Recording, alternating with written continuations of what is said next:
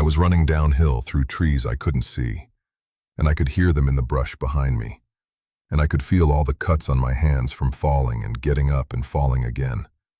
And there was this metallic taste in my mouth, and I couldn't tell how close they were.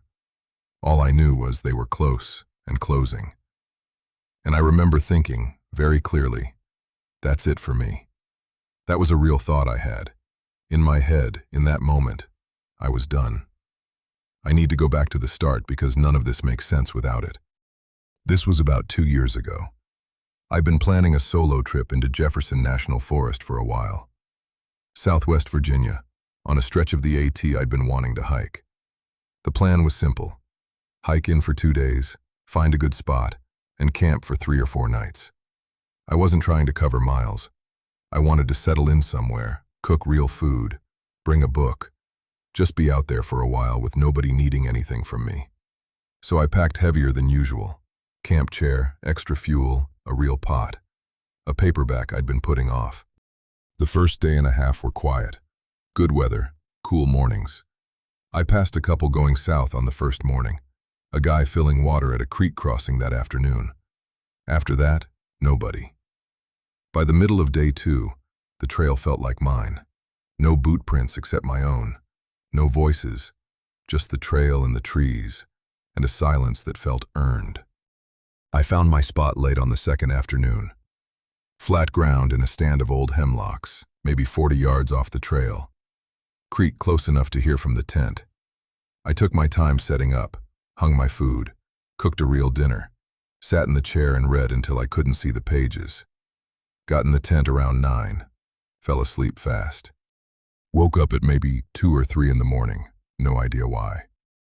I lay there listening for a long time, kept waiting for my brain to turn it into something I recognized. It never did. And then it got closer. Not fast. More like whatever was making it had shifted position, and the new position was nearer. I couldn't tell by how much. It wasn't on top of me, but my body knew the distance had changed before my brain caught up. My hands went flat against the sleeping pad, jaw locked. I just lay there trying to breathe quietly while something I couldn't name sat closer in the dark than it had been a minute ago. It stayed like that for a while. Then it pulled back, slowly, fading, returning to where it had been, and then it was gone. I didn't fall back asleep. I lay there for the rest of the night, listening to the creek and the nothing.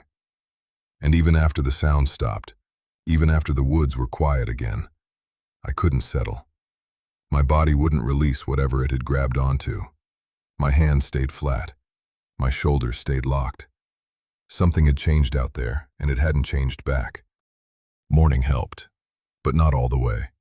I made coffee and sat in my chair, and the woods looked the same as they had the day before. But I couldn't get back to where I'd been when I set up camp.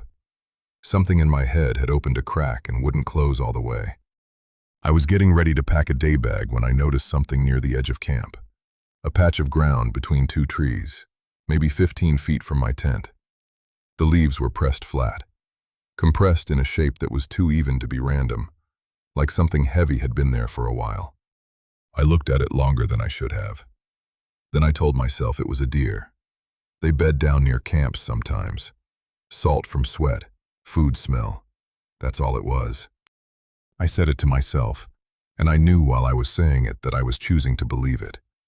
Not because it made sense, but because the other thing was something I couldn't deal with on the second morning of a trip I'd been looking forward to all summer. So I chose the deer. And I pushed down the part of me that knew I was lying, and I kept moving. I headed south on the AT. The whole point was to wander, and I had nowhere to be. So going in the direction of what I'd heard the night before felt like just part of the day. About 10 minutes down the trail, I noticed a path cutting off to the right, dropping into the trees. It wasn't blazed, wasn't on my map, but it was clearly used. The dirt was packed hard, and the brush on either side had been cut back at head height. Clean cuts. Someone had been keeping this clear. I figured it was an old homestead or a hunting camp. You find them all over these mountains. The path went steep downhill through thick brush where I couldn't see more than a few feet to either side. The canopy closed overhead and the light dropped. The air got heavier, damper, and I started smelling smoke. Old smoke, not from that morning. The kind of smell that gets into dirt and wood and just sits there. The brush opened up and I was at the edge of a clearing, maybe 30 yards across. Something in me went cold before I understood what I was looking at. 3 structures around the edges, not quite cabins, lean-tos built from rough-cut logs and covered with tarps and sheets of tin. Fire pit in the center with an iron grate across the top and stones arranged around it. Ash underneath. Plastic bins stacked under one of the lean-tos with canned food visible through the sides. Jars lined up on a plank shelf in another, some with dark liquid, others empty. A clothesline strung between 2 trees on the far side. Pale clothing hanging from it. Shirts and pants that had lost whatever color they'd started with.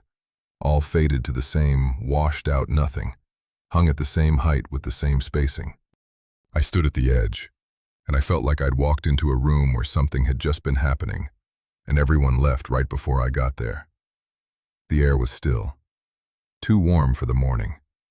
I hadn't noticed the silence on the way down, but I noticed it now.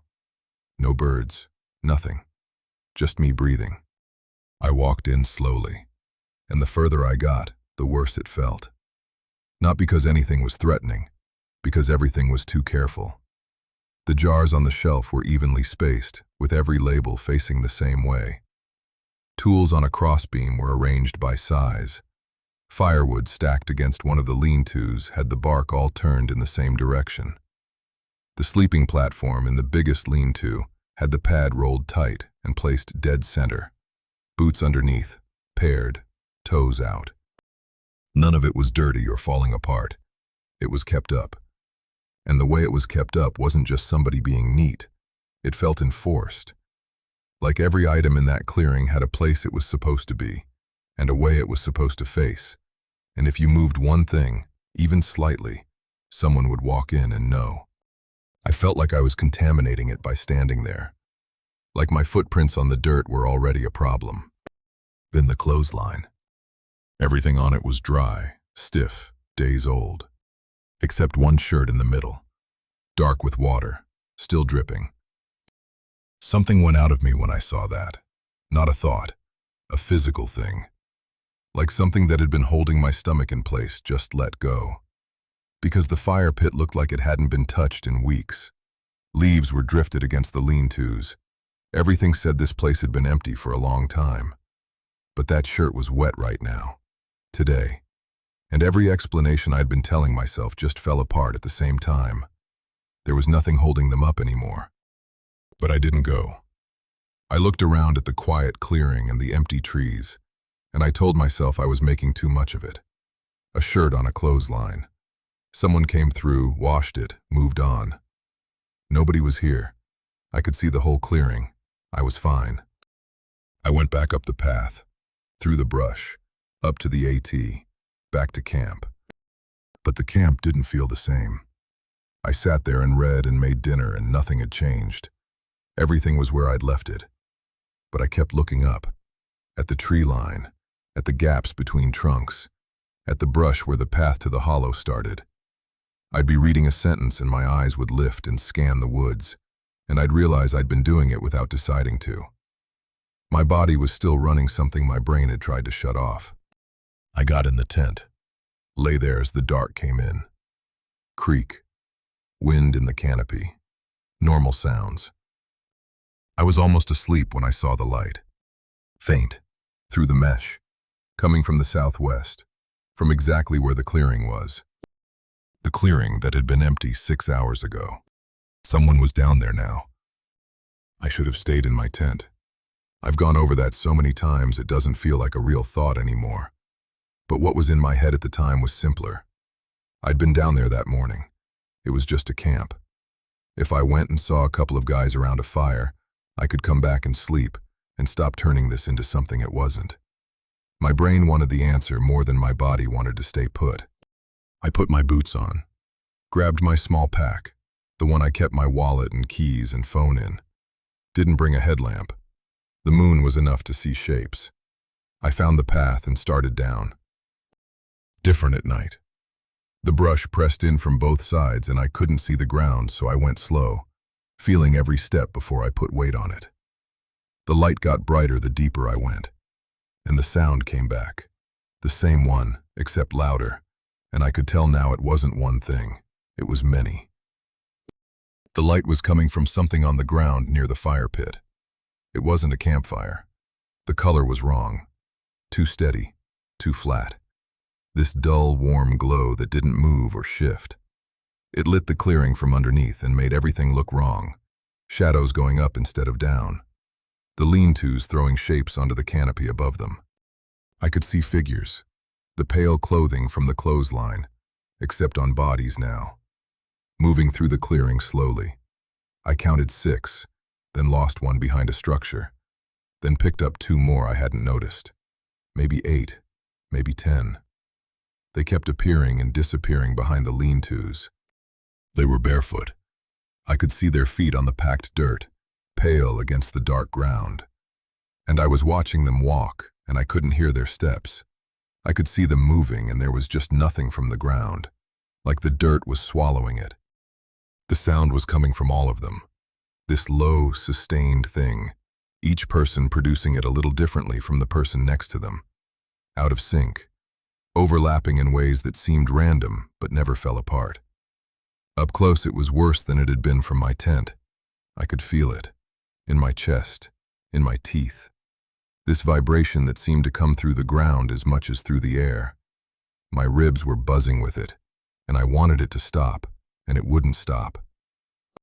They moved through the clearing in a way that had structure, but I couldn't figure out what the structure was. They'd group near the fire pit, and then spread apart, and some would stop moving, and others would keep going, and then the still ones would start again. It looked practiced. Then 3 more came in. From the far side of the clearing, a direction I didn't know you could come from. They walked in barefoot, same pale clothes, and the ones already there didn't react, didn't look up, didn't stop. The new ones just fell into it, slid into the movement like they already knew exactly where to go. That's when I saw the 2 near the fire pit. One of them was on their knees, completely still, hands pressed flat to the ground. The other was standing over them, close enough to touch.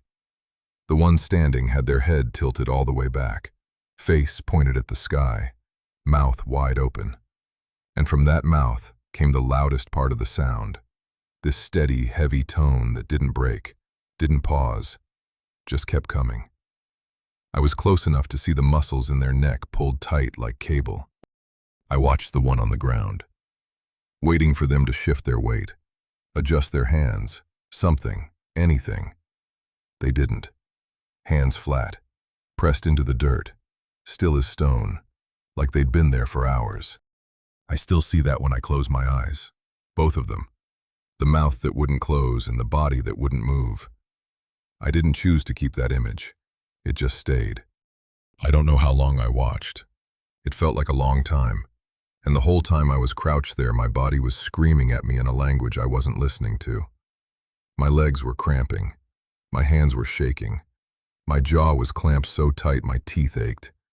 And I just stayed there, watching through the brush, because I couldn't make myself move. Then I noticed them. One of them was facing my side of the clearing. The fear changed.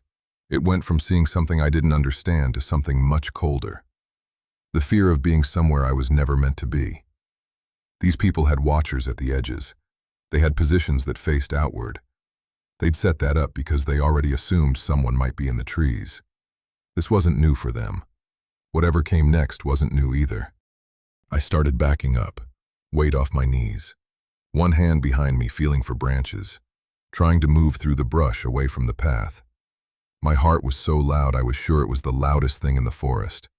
Every leaf I touched sounded amplified, every movement enormous.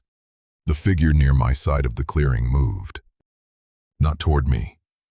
They stepped away from the edge and walked to the point where the path entered the brush and headed uphill. My path, the one I'd come down. They walked there and stopped, facing up the hill, facing the direction of my camp. They just stood there. No rush. No reaction to anything I could see or hear. Like closing a door because it was time to close the door. Like this was a step in something, and they were on it. That is the coldest thing I have ever watched another person do. Not the scariest, the coldest, the calm of it. A person walking to an exit and just standing in it. That's what I think about. That's what comes back. I kept moving backward, deeper into the brush, away from the path and the person standing in it. Branches pulling at my pack and my arms. I was shaking badly enough that I couldn't keep my hands steady on anything. Every sound in the clearing stopped. 2 seconds of silence. Then I heard them start to move. I ran. Uphill through the brush, branches whipping my face, thorns tearing at my arms. I couldn't see anything under the canopy, and I was just going, hands out, shins hitting rocks and roots. Behind me, I could hear them coming through the same brush. They were making noise. I could hear them, but the sound was different from mine. I was crashing. They were moving. Efficient, steady. Like the brush wasn't a problem for them the way it was for me. Like they'd done this 100 times, and their bodies knew the ground. I hit the AT and turned south, away from camp. My brain made the decision faster than I could argue with it. The path from the clearing met the trail between me and camp. If they came up that path, they'd be between me and my things. South was the only direction that was still mine. For maybe a minute on the trail, I thought I was pulling away. Boots on hard-packed dirt, moving fast. The sounds behind me getting a little quieter. And I let myself believe I was gaining distance. Then footsteps to my left. Off the trail. In the trees. Keeping my pace. I slowed for half a step. My footing slipped and I had to catch myself. And whatever was out there stopped. Not faded, not falling behind. Stopped. Exactly where it had been. I started moving again, and it started again with me. Same distance, same pace. Like it didn't need to catch me. It just needed me to keep going. My legs almost gave out. Because that meant they hadn't fallen behind. They'd spread out. While I was on the trail thinking I was getting away, they were fanning through the woods on either side, keeping pace, staying parallel, not chasing me, managing me, pushing me forward the way you'd move an animal down a chute. I kept running. The trail curved and dropped, and I was taking the downhill too fast, nearly falling on rocks I couldn't see. The footsteps on my left stayed with me. Same pace, same distance, just there. I left the trail, went right, straight into dark, downhill through loose rock and brush, fell hard, dirt and blood in my mouth, got up, fell again, palms tore open, kept going. The terrain leveled, and I could hear the creek, my creek. I was close to camp, maybe 50 yards from my tent. And even with everything happening, I looked toward where my campsite was. The tent was open. I could see it through the trees. The rainfly was there, but the door was unzipped. A dark gap where I'd left it closed. The camp chair was on its side. I had zipped that tent. I had left the chair upright. That hit different from everything I'd been running on. That fear was about what was behind me. This was about something else. The clearing was theirs. It had always been theirs. And that was terrifying, but it fit. But the camp was mine. That was where I came back to. Where I cooked dinner and sat in my chair and read my book and told myself everything was fine. And now it was open, touched, gone through. While I was down in the hollow watching them, somebody had been up here, at my tent, in my things. There was nowhere left that belonged to me.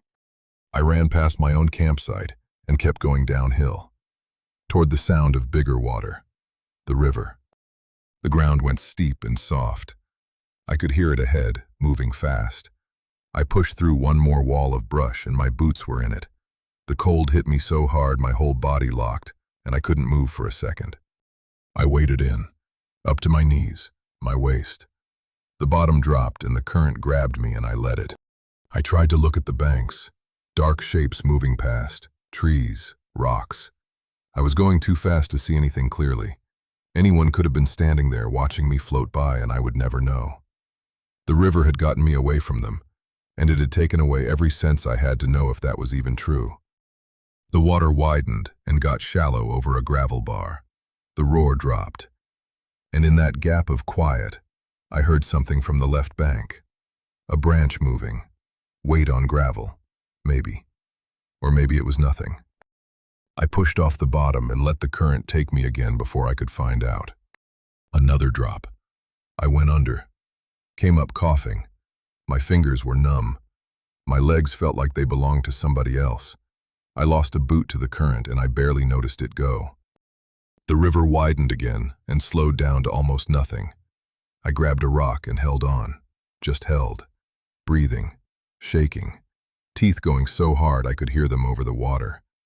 I pulled myself to the bank, crawled out on my hands and knees into mud and grass, lay there face down.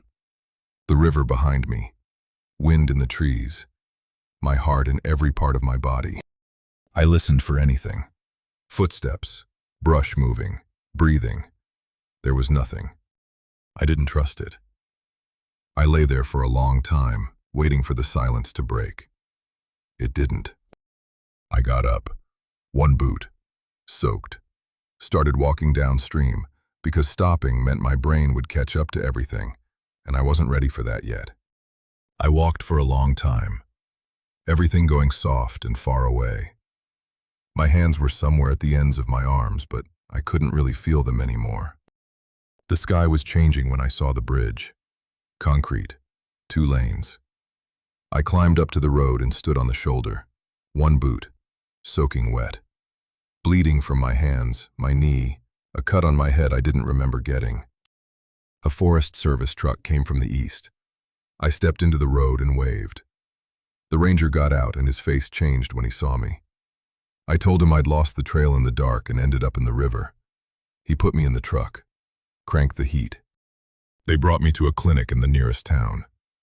A doctor cleaned up my hands and my knee and checked me for hypothermia.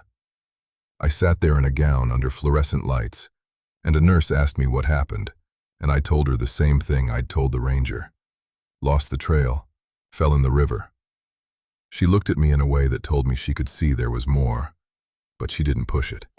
I stayed the night, slept in a bed for the first time in days and didn't sleep.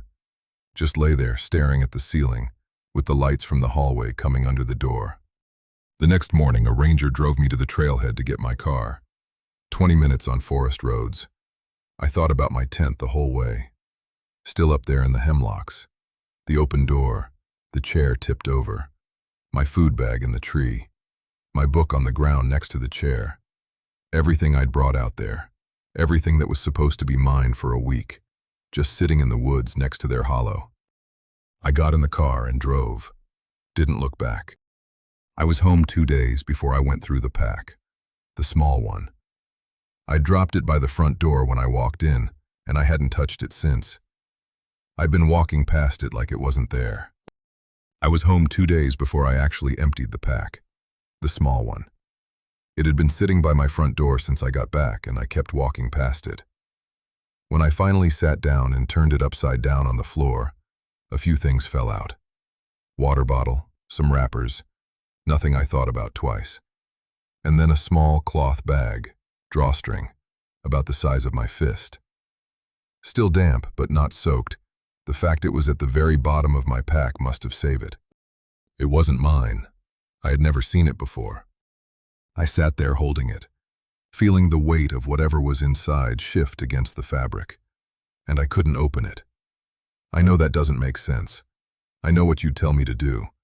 But opening it meant accepting that someone had unzipped my pack, reached inside, put this thing at the bottom, and closed it back up while I was nearby not knowing.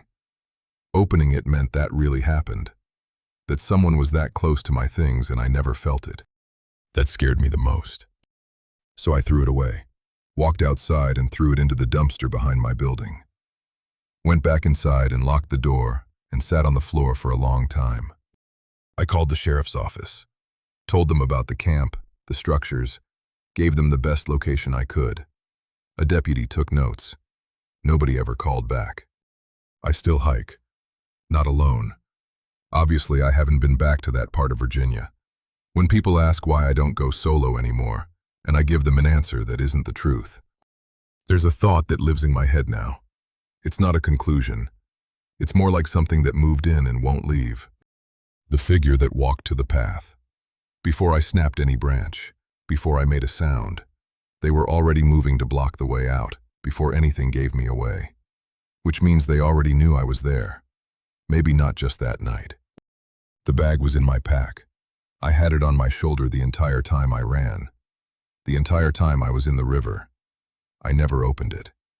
So they didn't put it there during the chase. They put it there before, while I was in my tent, or while I was down in their clearing during the day, looking at their jars and their clothesline, telling myself the place was empty. I think about the compressed leaves near my tent that second morning, the ones I said were from a deer. I think about the sound getting closer the first night, and then pulling back. I think about sitting in my camp chair reading a book while the sun went down, feeling like I was alone, feeling like the woods were just mine. I wasn't alone.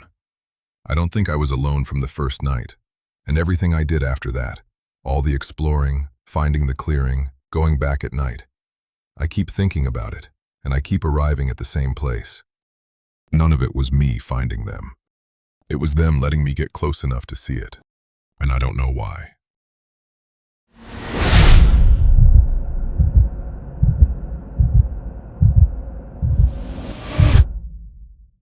If this story stayed with you, consider subscribing. There's always another one coming.